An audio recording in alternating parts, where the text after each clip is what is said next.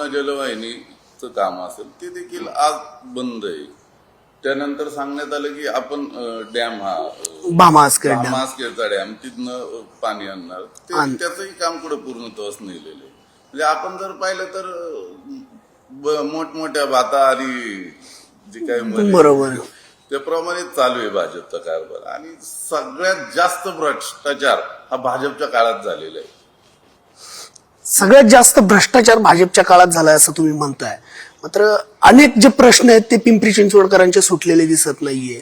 पवनासारखी नदी सुधार प्रकल्प असेल किंवा इतर ज्या प्रकल्पांवरती खरं तर 2017 पासून भारतीय जनता पार्टी तुम्हाला तेच सांगतोय की भाजप फक्त विजन दाखवतोय पण ते कधीच पूर्ण करत नाही. म्हणजे आता त्यांच्याबद्दल म्हणजे फक्त कोरडी आश्वासन, फक्त कोरडे आश्वासन की स्वप्नातली दुनिया दाखवतात परंतु ती सत्यात कधी उतरत नाहीये. IT पार्कला लागून असणारा हा तुमचा संपूर्ण परिसर आहे, याचा विकासही त्या पद्धतीने कारण जर आपण पाहिलं तर लोकसंख्या मोठ्या प्रमाणात त्या पद्धतीने वाढत चालल्याचं एकंदरीत पाहायला मिळतं. शहरीकरण वाढताना दिसतंय. मूलभूत सुविधा तर इथे अपुऱ्या तर दिसतातच आहे. रस्त्याचा किंवा ट्रॅफिकचा प्रश्न सर्वात मोठा आहे.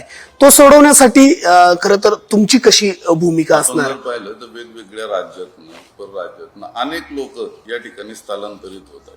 IT पार्क जवळ असल्यामुळे प्रत्येक जण कामानिमित्त त्याच्या उदरनिर्वाहासाठी या ठिकाणी येत असतो. या ठिकाणी फ्लॅट घेतो, तो राहतो. त्याची एक अपेक्षा असते की बाबा त्याला मूलभूत सुविधा तरी त्याप्रमाणे मिळल्या गेलेल्या पाहिजे.